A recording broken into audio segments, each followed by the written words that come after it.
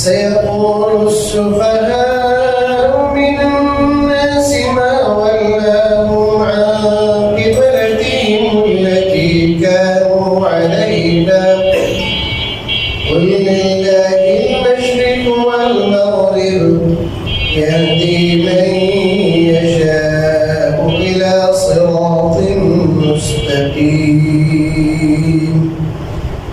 وكذلك جعلناكم أمة وسطا لتكونوا شهداء على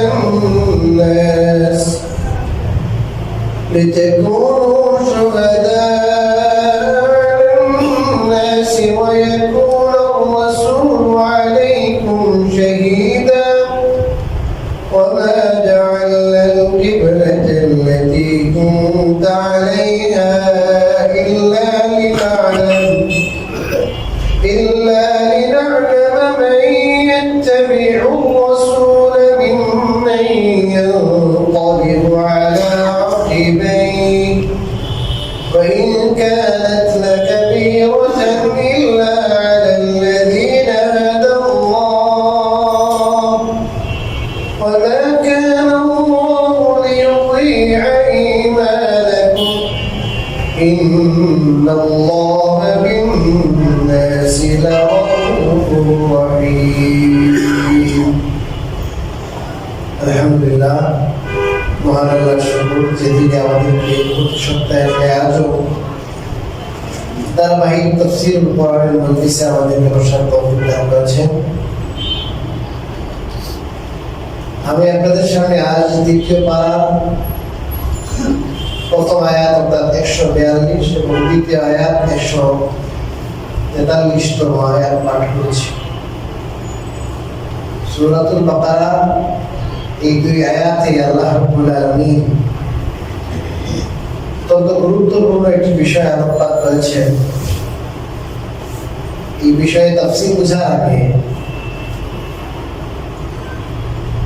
এই আয়াত দুটি প্রেক্ষাপট আছে, সেই প্রেক্ষাপটটা আমাদের জানলে সহজেই আমাদের এই আয়াত দুটির অর্থ বুঝে আসবে। আপনারা সবাই জানেন আমাদের কিবলা হলো পবিত্র কাবা। কাবা শরীফের দিকে মুখ করে আমরা নামাজ পড়ি। যতদিন পর্যন্ত রাসূল কারীম সাল্লাল্লাহু আলাইহি ওয়াসাল্লাম মক্কায় ছিলেন ততদিন পর্যন্ত কাবা শরীফের দিকেই নামাজ পড়তেন।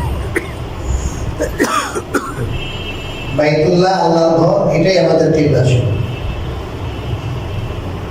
রাসূলুল্লাহ সাল্লাল্লাহু আলাইহি ওয়াসাল্লাম যখন মদিনায় হিজরত করে গেলেন,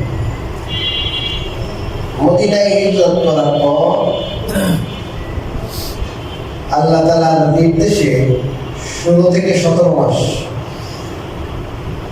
আমার কাছে সময় খুব কম আছে, এমনি তো সময় আধা ঘন্টা থাকে, আমি বিশ্লেষণ দিতে পারবো না বেশি। সহিহ বুখারীতে লম্বা হিস্টোরি বয়ান করা হয়েছে, ইমাম বুখারী রাহিমাহুল্লাহ নিয়ে এসেছেন, সহিহ বুখারীতে আছে, তাফসীরের কিতাবেও আছে। 16-17 মাস বাইতুল মাকদিস, যেটাকে আপনারা বাইতুল মুকাদ্দাস বলেন, বাইতুল মুকাদ্দাসের দিকে 16 থেকে 17 মাস কাবার পরিবর্তে কিবলা আল্লাহ নির্ধারণ করে দেন। ওইটা এবার তোমরা তোমাদের মুখ নামাজের সময় কাবার দিকে নয়, বাইতুল মুকাদ্দাস দিকে। এটা যখন হচ্ছে, এই কাণ্ড যখন ঘটেছে, তখন অনেক মাতামাতি হয়েছে, ব্যাপক সম্প্রদায়ের সৃষ্টি হয়েছে, আলোচনা সমালোচনা শুরু হয়েছে।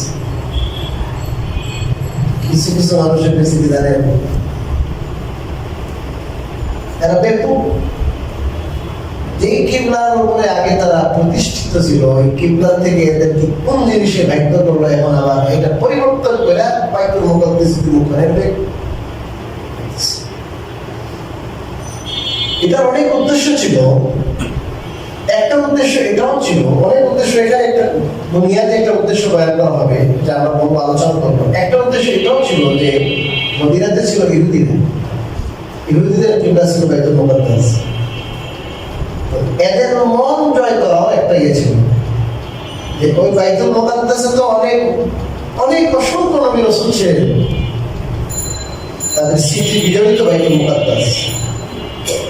বাইতুল মুকাদ্দাস কি কিছুদিন যদি কিবলা বানা যায়, ইহুদিদের মন জয় হয়, এরা যদি ইসলামের দিকে ধাবিত হয়, এটা ভালো ভালো কাজ হলো না?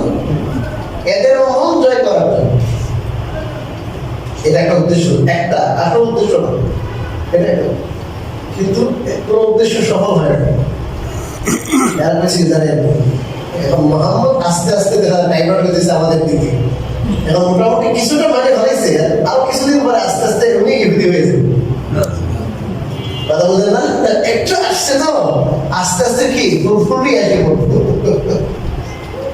উনি আমাদের ধর্মের দিকে ইসলামের দিকে টানার উদ্দেশ্য ছিল। এরা মনে করছে আস্তে আস্তে উনি কোথায় ইহুদি ধর্মের দিকে উনি চলে যান।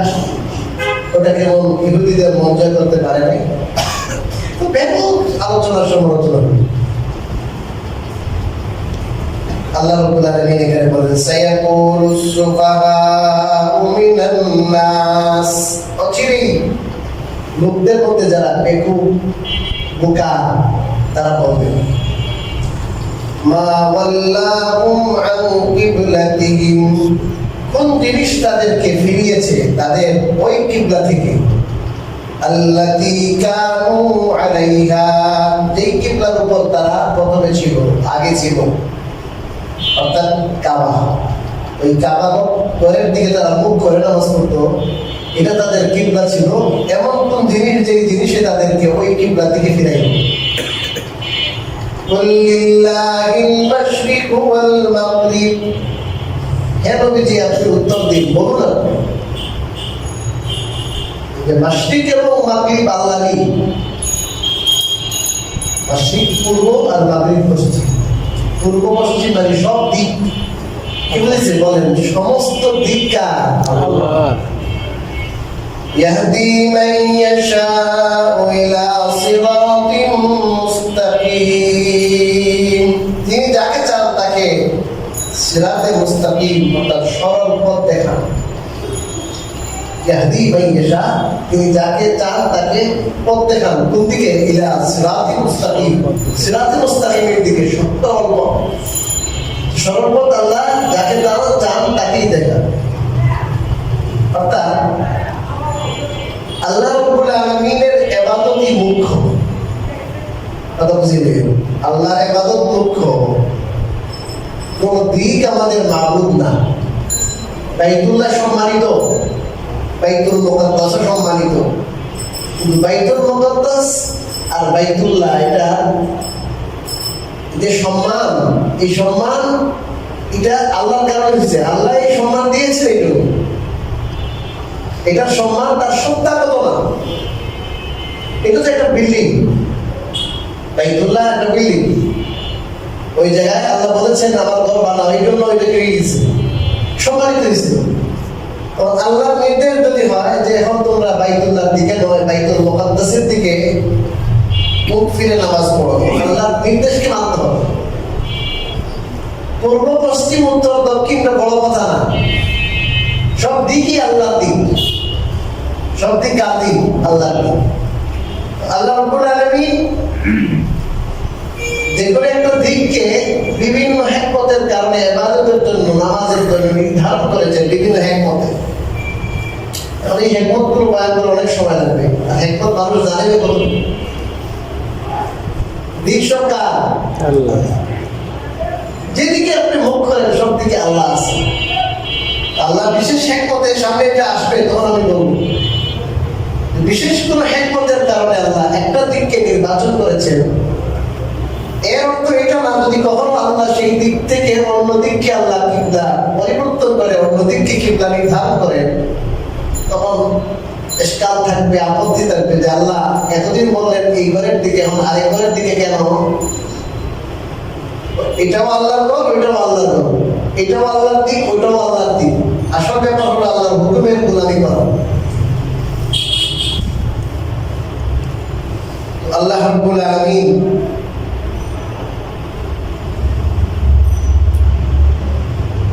এই উম্মতকে শ্রেষ্ঠ উম্মতে ভূষিত করেছেন, এই খেতাবে ভূষিত করেছেন। এই জন্য আল্লাহ রাব্বুল আলামিন তাদের জন্য সর্বশ্রেষ্ঠ কিবলা কাবা শরীফকে কি বানাইছেন, আমাদের জন্য কিবলা হিসেবে নির্ধারণ করেছেন।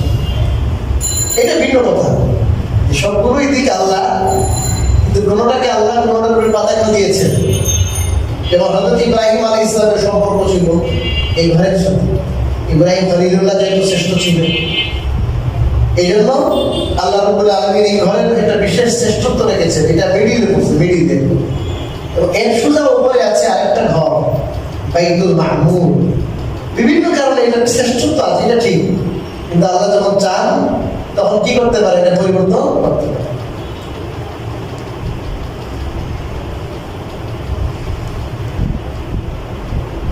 আল্লাহ রাব্বুল আলামিন কিছুদিন যখন দেখলেন যে 16-17 মাসে কোনো কাজ হয় না, আগের দিন জানা ছিল, আল্লাহ বললেন ঠিক আছে, এখন আর কি না কাবা শরীফের দিকে, এখন আর বাইতুল মুকাদ্দাসের দিকে মুখ করা দরকার নাই, এখন কি করো, কাবার দিকে মুখ করো। এখন কাবার দিকে যখন মুখ করছে, এখন আবার সমালোচনা, কিরে এতদিন পর্যন্ত দেখা যায় ভালোই আমাদের দিকে যুগ ছিল, এখন দেখা যায় আবার আগের টাইম ব্যাপারটা কি, আবার অনেক আপত্তি শুরু হলো যে এতদিন পর্যন্ত এরা যে নামাজ পড়লো, অনেকে মারাও গেছে, 16-17 মাসের ভিতরে মারা গেছে না, এদের নামাজের কি অবস্থা হলো। আল্লাহ রাব্বুল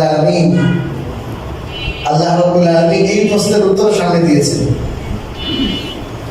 وكذلك جعلناكم أمة وسطا لتكونوا شهداء على الناس। আল্লাহ বলেন وكذلك جعلناكم أمة وسطا, এমনি ভাবে আমি তোমাদেরকে মধ্যপন্থী উম্মত বানিয়েছি। কেন? লিতাকুনু শুহাদা আলান নাস, যাতে করে তোমরা মানুষের বিপক্ষে সাক্ষী হতে পারো। ওয়ায়াকুনা আর-রাসূলু আলাইকুম শাহীদা, আর রাসূল তোমাদের জন্য সাক্ষী হতে পারেন। ওয়ামা জাআলনাল কিবলাতাল্লাতী কুনতা আলাইহা, আর আমি যে কিবলার উপর আপনি ছিলেন সেটাকে কিবলা হিসাবে আমি ধার্য করিনি, ইল্লা লিনা'লামা, তবে এটা জানার জন্য যে মাইয়াত্তাবিউর রাসূল, কে রাসূলকে অনুসরণ করে, মিম্মান ইয়ানকালিবু আলা আকিবাই, আর কে উল্টা দিকে ফিরে যায়। ওয়া ইন কানাত লাকাবীরা, আর এটা যদিও অনেক কঠিন কাজ ছিল, ইল্লা আলাল্লাযীনা হাদাল্লাহ, তবে তাদের জন্য নয় যাদেরকে আল্লাহ পথ নির্দেশ করেছেন, হেদায়েত দিয়েছেন। ওয়া মা কানাল্লাহু লিয়ুযীআ ঈমানাকুম, আর আল্লাহ এমন নন যে তোমাদের ঈমান নষ্ট করবেন। ইন্নাল্লাহা বিন-নাস, নিশ্চয় আল্লাহ মানুষদের ব্যাপারে লারাউফুর রাহিম, অতি দয়ালু মেহেরবান। এই দুটি আয়াতে আল্লাহ রাব্বুল আলামিন অনেকগুলো বিষয় আলোকপাত করেছেন। এখানে সর্বশেষ যেটা আল্লাহ বললেন যে তোমাদেরকে এইভাবে আমি মধ্যপন্থী ভারসাম্যপূর্ণ উম্মত বানিয়েছি, অর্থাৎ এর আগের আয়াতে যে আল্লাহ বললেন সায়াকুলু সুফাহা মিনান নাস মা আল্লাহু আন কিবলাতিহিম আল্লাতী কানু আলাইহা, অর্থাৎ যেই কিবলার উপর এতদিন পর্যন্ত 16-17 মাস বাইতুল মুকাদ্দাসের দিকে যে তাদের মুখ ছিল, তাদের কিবলা বাইতুল মুকাদ্দাস ছিল, এখন এমন কি আসলো বাইতুল মুকাদ্দাস থেকে আবার তারা বাইতুল্লাহর দিকে তারা মুখ করেছে, কোন জিনিস তাদেরকে বাধ্য করলো? আল্লাহ রাব্বুল আলামিন বাইতুল মুকাদ্দাসের পরে আবার আগের মতোই কিবলা বানাইলেন কাবাকে। আল্লাহ রাব্বুল আলামিন বলতে চান যে কাবা যেমন সবচেয়ে উত্তম কিবলা তোমাদের জন্য আমি ধার্য করেছি, হ্যাঁ, এভাবে তোমাদেরকেও আমি সর্বোত্তম বানাইছি। তোমাদের কিবলাও সর্বোত্তম, আর তোমরা সর্বোত্তম জাতি, মধ্যবর্তী ভারসাম্যপূর্ণ তোমরা, অর্থাৎ তোমাদের ধর্মের মধ্যে, ইসলামের মধ্যে না আছে বাড়াবাড়ি, না আছে ছাড়াছাড়ি। ইসলামের মধ্যে বাড়াবাড়িও নাই, ছাড়াছাড়ি নাই, প্রান্তিকতা মুক্ত ধর্ম, প্রান্তিকতা মুক্ত, এটার মধ্যে কোনো বাড়াবাড়ি নেই, বেশি গরম না, বেশি ঠান্ডাও না। আল্লাহ রাব্বুল আলামিন এই উম্মতকে মধ্যপন্থী উম্মত বানাইছেন, এই উম্মতকে আল্লাহ ভারসাম্যপূর্ণ উম্মত বানাইছেন। এটার বিশ্লেষণের জন্য অন্তত এক ঘন্টা দরকার। এটা সহজে আমরা বুঝি এটাই যে আগেকার উম্মতের কিছু বিধান ছিল, উম্মতের কিছু বিধান ছিল অনেক কঠোর, আর কিছু কিছু উম্মতের বিধান ছিল নরম। ওদের নাকি নরম বিধান, কঠোর বিধান, আর অনেকগুলো কি ছিল, একবারে নরম বিধান ছিল। আল্লাহ রাব্বুল আলামিন এই উম্মতের জন্য এমন এমন বিধান দান করলেন যে বিধান অতি কঠোর না, আর একবারে কি না, সহজ না, একবারে নরম না। আল্লাহ তাআলা একবারে মধ্যপন্থা আমাদের অবলম্বন করতে বলেছেন। আমাদের মন মেজাজ এমন হতে হবে যে আমরা যেন মধ্যপন্থী হই, ভারসাম্যপূর্ণ মেজাজের হই। আল্লাহ তাআলা এই উম্মতকে মধ্যপন্থী উম্মত বানাইছেন কেন? লিতাকুনু শুহাদা আলান নাস, যাতে করে তোমরা মানুষের বিরুদ্ধে সাক্ষী হতে পারো। এখানে গুরুত্বপূর্ণ একটা কথা, কথার দিকে ইঙ্গিত করেছেন, যেটা সহিহ বুখারীতে আসছে, যে আল্লাহ রাব্বুল আলামিন যখন সমস্ত উম্মতকে হাজির করবেন তাদের নবীদের সহ, তখন নবীরা বলবে, আল্লাহ আমরা দাওয়াত তাবলীগের কাজ করেছি, আমরা তাদের কাছে আপনার বার্তা মেসেজ পৌঁছে দিয়েছি, দ্বীনের তৌফিক করেছি, কিন্তু তারা তো মানে না। তখন এই উম্মত, বিচ্ছুক উম্মত, তারা বলবে, কই এই সমস্ত নবী টবী আমাদের কাছে কেউ আসে নাই।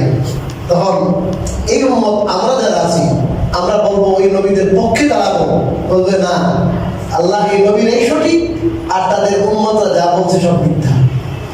তখন এই উম্মতরা বলবে কি, আল্লাহ দেখেন এরা আমাদের বহু পরে দুনিয়াতে এসেছে, আমরা যখন দুনিয়াতে ছিলাম তখন কিন্তু তারা দুনিয়া ছিল না, অনুপস্থিত ছিল।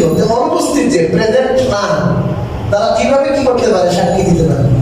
তখন তারা বলবে যে আল্লাহ কথা ঠিক, আমরা প্রেজেন্ট ছিলাম না, উপস্থিত ছিলাম না, আমরা পরে এসেছি, কিন্তু আমাদের নবী সাল্লাল্লাহু আলাইহি ওয়াসাল্লাম আমাদেরকে এই সমস্ত নবীদের ব্যাপারে অবগত করেছেন। আপনি কোরআন নাযিল করেছেন, এই কোরআনে আমরা পেয়েছি মূসা আলাইহিস সালামের কথা পেয়েছি, ইব্রাহিমের কথা পেয়েছি, নূহ আলাইহিস সালামের কথা পেয়েছি, হযরত সামূদ আর আপনার কওমে সালেহ, এদের সবার কথা কোরআনে একবার ডিটেইলস সব আছে। সালেহের কথা, শুআয়ব আলাইহিস সালামের কথা, সবার কথা আল্লাহ তাআলা ডিটেইলস বলে দিয়েছেন যে এদের জাতির কাছে তারা এসেছিলেন, তারা সব আল্লাহর পয়গাম পৌঁছানোর পরও তারা মানে নাই। অতএব যদিও আমরা দেখি নাই, কিন্তু আল্লাহ আপনি কোরআনে বলেছেন, আমাদের নবীজি আমাদের বলেছেন, এই হিসাবে আমরা সাক্ষ্য দিচ্ছি। তখন রাসূল কারীম সাল্লাল্লাহু আলাইহি ওয়াসাল্লাম আমাদের পক্ষে সাক্ষী দিবেন যে ঠিক আমি তাদেরকে বলেছিলাম, আমি হাদিসে বলেছি, কোরআনে তাদেরকে আমরা বলে দিয়েছি। আল্লাহ রাসূল আমাদের পক্ষে সাক্ষী দিবেন, আর আমরা কি করব, ওই সমস্ত উম্মতের বিপক্ষে সাক্ষী দেব, নবীদের পক্ষে সাক্ষী দেব, অন্যান্য জাতির বিপক্ষে সাক্ষী দেব, তাদের নবীদের হয়া, নবীর পক্ষ হয়ে তাদের উম্মতের বিরুদ্ধে কি দিব, আমরা সাক্ষী দিব।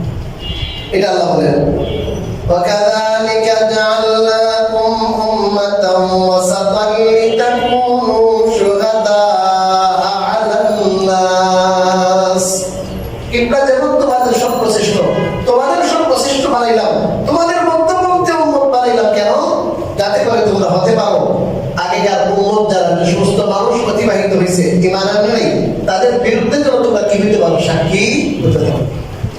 وَيَكُونَ الرَّسُولُ عَلَيْكُمْ شَهِيدًا, আর রাসূল তোমাদের উপর সাক্ষী হবে, অর্থাৎ তোমাদের জন্য তোমাদের পক্ষে রাসূল সাক্ষী দিবেন। আমাদের রাসূল সাক্ষী দিবেন, আমার উম্মত যা বলছে ঠিকই বলছে, আমি তো তাদেরকে সব ডিটেইলস বলে আসছি, আমার বলা অনুযায়ী তারা সাক্ষী দিচ্ছে, যদিও প্রেজেন্ট ছিল। এখন একটা কথা বলেন, ওয়া জাআলনাল কিবলাতাল্লাতী কুনতা আলাইহা, আল্লাহ বলেন, হে নবী আপনি যেই কিবলার উপর প্রতিষ্ঠিত ছিলেন 16-17 মাস, এই 16-17 মাস পর্যন্ত যেই কিবলা আমি নতুন করে দিয়েছিলাম, এটার হিকমত কি বুঝলেন? কিবলা আগেও ছিল বাইতুল্লাহ, কাবা, পরেও কাবা, মাঝখানে আবার 16-17 মাস দিলেন কেন? এই দিলেন কেন আল্লাহ বয়ান করেন, কেন উত্তর দিন। এই কেন উত্তর হলো ইল্লা লিনা'লামা মাইয়াত্তাবিউর রাসূল, যে কারা রাসূলের অনুসরণ করে আর কারা উল্টা পথে হাঁটে। এরা কুরাইশ ছিল, মক্কার মানুষ ছিল, এরা কুরাইশ, মক্কার মহব্বত, ইব্রাহিম আলাইহিস সালামের মহব্বত ছিল, ইব্রাহিম আলাইহিস সালামের মিল্লতের উপর প্রতিষ্ঠিত ছিল। হঠাৎ করে যখন বলা হবে কি করো, এটা বাদ, প্রত্যেকের মনের মধ্যে কিন্তু রাগ লাগলো না, পিঠ লাগলো, কথা বুঝে থাকে। কারা মনে করে যে এটা আল্লাহর নির্দেশ, আল্লাহর নির্দেশ, এখন কিবলা এটা বাদ দিতে হবে, মক্কা বা কাবা আপাতত আল্লাহর হুকুম যেটা, আল্লাহর হুকুমের তাবিল কারা করে আর কাদের মনে সায় না, কারা উল্টা পথে হাঁটে বা না। যদি মুহাম্মদ সাল্লাল্লাহু আলাইহি ওয়াসাল্লাম কি বলেন, বাইতুল মুকাদ্দাসের দিকে মুখ করতে বলেন, এটা কিবলা হিসেবে উনি আমাদের জন্য ঠিক করে দেন, তাহলে আর আমরা ইসলামে নাই। এটা পরীক্ষা ছিল, কি ছিল বলেন? পরীক্ষা।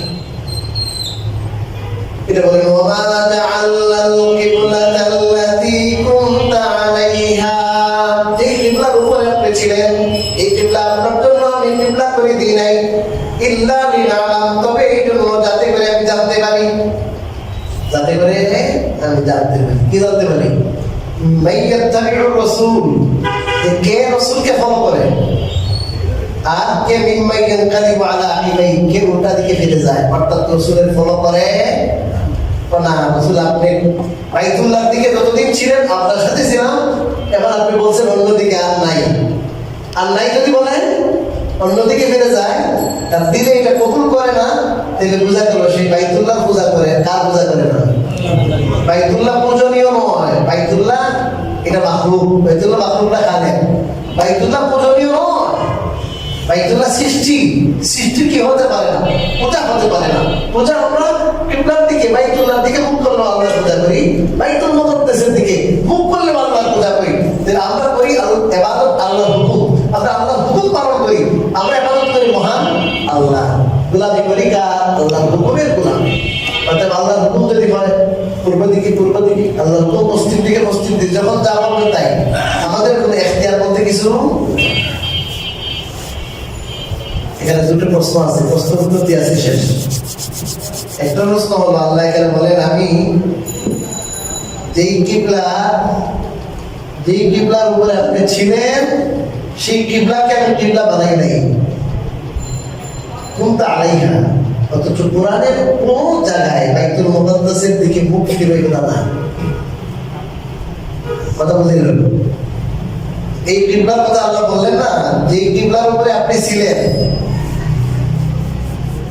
এই কিবলাকে আমি কিবলা হিসাবে ধার্য করিনি, কিবলা ঠিক করিনি। তো কিবলা কোনদিন বললেন না, কোন আয়াতে কোরআনে আছে যে আপনি এখন থেকে কি করেন? কথা বলেন, এখন থেকে আপনি বাইতুল মুকাদ্দাসের দিকে মুখ করে নামাজ পড়েন, এটা কোনো আয়াতে নাই। কথা কি আপনারা বুঝতে পারছেন? এই জায়গায় আল্লাহ বলেন আমি যে কিবলা ঠিক করছিলাম, অর্থাৎ বাইতুল মুকাদ্দাস, কিভাবে বলবেন? এটার উত্তর হলো ওয়াহি দুই প্রকার। ওয়াহি কয় প্রকার বলেন? দুই প্রকার। একটা হলো ওয়াহি মাতলু, আর একটা ওয়াহি গায়রে মাতলু। অর্থাৎ একটা হলো কোরআন, একটা হলো হাদিস। এটা হলো কি বলেন? কোরআন, একটা হাদিস। কোরআন যেমন হুজ্জত প্রমাণ, হাদিসও প্রমাণ। রাসূল কারীম সাল্লাল্লাহু আলাইহি ওয়াসাল্লাম যা বলেন, যা করেন, এটা হাদিস। রাসূল কারীম সাল্লাল্লাহু আলাইহি ওয়াসাল্লাম যদি স্বপ্নে কিছু দেখেন, এটাও হাদিস, এটাও প্রমাণ, হুজ্জত। অনেক মানুষ আছে বর্তমানে বাংলাদেশেও কিছু কিছু আছে বলতে চায়, অনেক সময় পরিবেশের কারণে বলতে পারে না, আমরা কোরআন মানি কি মানি না, এটাকে বলে আহলে কোরআন। আহলে কোরআন থেকে প্রশ্ন করে, এই জায়গাতে আল্লাহ বলেন যে আপনি যে কিবলার উপরে ছিলেন, প্রতিষ্ঠিত ছিলেন, এই কিবলাকে আমি কিবলা কেবল এই জন্য করেছিলাম যে আমি জানতে চাই যে কে আল্লাহর হুকুমের কি করে, দাবিদারি করে, আর কে উল্টা দিকে ফিরে যায়। আল্লাহ বলেন পরীক্ষার জন্য আমি কিবলাটা ঠিক করেছিলাম। কিবলা ঠিক করেছিলেন কোন দিন? কোন দিন বলেন? কোন আয়াতে বলেন? কোন আয়াতে বলে নাই। এটা ছিল ওয়াহি গায়রে মাতলু, এটা হাদিস। এটা রাসূলকে কোরআনের মাধ্যমে কি করা হয় নাই, জানানো হয় নাই, আয়াত নাযিল হয় নাই যে আয়াতের মাধ্যমে কিবলাটা পরিবর্তন হয়েছিল, কিবলা পরিবর্তন হয়েছিল আয়াত ছাড়া। এটা হাদিসে আছে। কোথায় আছে বলেন? হাদিস। রাসূলকে আল্লাহ তাআলা বলে দিয়েছেন, আর এটা কোরআনে আসে না, এটা আসছে কোথায়? হাদিস। তো কোরআন যেমন হুজ্জত, কোরআন যেমন দলিল, হাদিসও কি? কথা কি পরিষ্কার হয়েছে? দুই নম্বর প্রশ্ন হলো, আল্লাহ বললেন ইল্লা লিনা'লামা মান ইয়াত্তাবি'ুর রাসূল, ইয়াত্তাবি'ুর রাসূল। আমি জানতে চাই যে রাসূলকে কারা ফলো করে আর কারা উল্টা দিকে ফিরে যায়, কারা রাসূলের ফলো করে না। যে আপনারা বলেন দেখি আল্লাহ তাআলা অতীত ভবিষ্যৎ প্রেজেন্ট সবকিছু জানেন কিনা? জানে। কারা কি করবে? এই হুকুম বিধান আসার পরে কারা উল্টা দিকে ফিরে যাবে আর কারা রসুলের ফলো করবে আল্লাহ জানা আছে না নাই? আছে। আল্লাহ কেন বললেন ইল্লা লিনা'লাম, আমি জানতে চাই। কথা বলছেন না? বহু উত্তর আছে, সহজ উত্তর আপনাদের জন্য যেটা এটা আমি বলছি। কোনো জায়গায় আছে পরীক্ষা করতে দিই না আমি কি করে দেখবো? পরীক্ষা করে আছে না? পরীক্ষা করে দেখবো। পরীক্ষার আগেও তো আল্লাহ জানেন কিনা? আল্লাহ যদি পরীক্ষার আগে না জানেন তা আল্লাহ আগে কোন গায়ে দিতে পারবেন নি? কথা বলেন না। এটার উত্তর হলো এটা আল্লাহ তাআলা প্রকাশ করতে চান। কি করতে চান বলেন? প্রকাশ করতে চান। আমি তো জানি কোনটা কোন পথে ধরবে, এই পথে না ওই পথে, আমার সব জানা হয়ে আছে, কিন্তু আমি মানুষের সামনে এটা কি করতে চাই। যেমন কোন স্যারে যদি কোনো স্টুডেন্টসকে পড়ায়, দিনের রাতে পড়ায়, সব পড়ায়, কোনো উস্তাদি কোনো ছাত্রকে পড়ায়, ছাত্র পাঁচটা হইলে কোনটা এক নম্বর হইতে পারবে এটা ভালোই জানা আছে না নাই? কিন্তু এরা যদি আপনার কি করে পরীক্ষা ছাড়া এক নম্বর করে দেন কথা, আর যেটা ফেল করবো আপনি পরীক্ষা দিয়ে দেখলেন না। আল্লাহ মানুষের সামনে এটা রেজাল্ট আনতে চান। আমি দেখতে চাই, তার মানে মানুষের সামনে এটা কি করতে চাই? পরিষ্কার করতে চাই, প্রকাশ করতে চাই। এটা একটা উত্তর, আর অনেকগুলো উত্তর আছে। এরপরে এখানে একটা প্রশ্নের উত্তর দিয়েছে। কেউ কেউ প্রশ্ন করলো যে এই যে আগে বললাম 16-17 মাস পর্যন্ত যারা বাইতুল মুকাদ্দাসের দিকে নামাজ পড়ে আর মারা গেছে, এদের নামাজের কি অবস্থা? আল্লাহ বলেন আল্লাহ এমন না যে তাদের নামাজকে কি করবেন। ইমাম বুখারী সহিহ বুখারীতে নিয়ে আসছেন ঈমানুকুম আই সালাতুকুম, কারণ ঈমানের অর্থ সালাত। বলেন ঈমানের অর্থ কি? বলেন সালাত। তো নামাজের সাথে ঈমানের কি সম্পর্ক চিন্তা করছেন? আল্লাহ নামাজকে এখানে ঈমান শব্দ দ্বারা ব্যক্ত করেছেন। আল্লাহ তাদের নামাজকে কি করবেন না? নষ্ট। কারণ নামাজ তারা পড়েছে বাইতুল মুকাদ্দাসের দিকে, এদের মনোক্তি না, এদের মনে চাইছে এইটুকু না। বরং আল্লাহ বলেছেন, রাসূলকে বলেছেন আপনি বলেন উম্মতকে এখন থেকে নামাজ কোন দিকে? বাইতুল মুকাদ্দাসের দিকে। কথা বুঝেন না? আগে ছিল উত্তর দিকে, আর আগে ছিল দক্ষিণ দিকে, এখন উত্তর দিকে। পরে বাবা আগে ছিল কোন দিকে বলেন? মদিনা থেকে কাবা শরীফ দক্ষিণ দিকে, আর বাইতুল মুকাদ্দাস উত্তর দিকে। আগে আপনি বলেন উত্তর দিকে নামাজ পড়তে, আল্লাহ হুকুমই তো পড়ছেন উত্তর দিকে, আবার আল্লাহ নষ্ট করবেন কেন? কথা বুঝেন না? ইন্নাল্লাহা বিন-নাসি লারাউফুর রাহিম। আল্লাহ তাআলা তো মানুষের প্রতি অত্যন্ত দয়ালু ও মেহেরবান। মানুষের প্রতি কি? দয়ালু মেহেরবান। এই মেহেরবানির তাকাজা হলো বান্দার আমল যদি ইখলাসের সাথে হয়, তাহলে বান্দার আমল কি না করে? নষ্ট। এই আয়াতগুলো থেকে আমরা বুঝতে পারলাম একটা বিষয়, যে আমরা গোলামি করবো আল্লাহর হুকুমে। আল্লাহ রাব্বুল আলামিন যখন যা বলেন আমরা তাই মানব। মনের চাহিদা, এটা মনের চাহিদা পুরা করার নাম দিন না। মনের চাহিদা পুরা করার নাম দিন না, এটা ইবাদত না। মনের চাহিদা যতই উল্টা হোক, আল্লাহর হুকুম যখন আসে তখন সেটা পুরা করে। যেমন সাহাবায়ে কেরাম, তাদের মনের মধ্যে যারা বিশেষ করে মক্কা থেকে এসেছেন, এদের মনে অনেক ছাপ ছিল হয়তো, দেখি রে আমরা এইদিকে কেন কি করবো, মুখ ফিরাবো। কিন্তু যেহেতু তাদের মনের মধ্যে আল্লাহর মহব্বত ছিল, আল্লাহর ইবাদত কোনটা এটা তারা বুঝতেন, এজন্য তাদের জন্য এটা কি হয়ে গেছে? সহজ। দ্বিতীয় কথা হলো আল্লাহ তাআলা আমাদেরকে উম্মাতান ওয়াসাতান বানিয়েছেন, মধ্যবর্তী উম্মত। এজন্য আমরা ভারসাম্যপূর্ণ মেজাজ রাখতে হবে। আমাদের মেজাজের মধ্যে কোনো কি থাকবে না, এক পেশে মেজাজ, প্রান্তিকতা থাকতে পারবে না। প্রান্তিকতা মানে এক প্রান্তে হওয়া, একটা তফরিক, বাড়াবাড়ি ছাড়াছাড়ি মুক্ত দিন হতে হবে। দিনকে কঠোরতা করা যাবে না, আর দিনের মধ্যে শৈথিল্য প্রদর্শন করা যাবে না। শীতলতা দেখানো এটা ছাড়াছাড়ি, আর কঠোরতা আরোপ করা এটা বাড়াবাড়ি। কি করবো না বলেন? বাড়াবাড়িও করবো না, ছাড়াছাড়ি করবো না, শৈথিল্য প্রদর্শন ঠিক না, বাড়াবাড়িও কিনা ঠিক না। আমরা মধ্যপন্থী উম্মত, ভারসাম্যপূর্ণ উম্মত। আল্লাহ রাব্বুল আলামিন আমাদের এই কথাগুলো বুঝায় এবং আমাদের তৌফিক দান করুন। আমিন।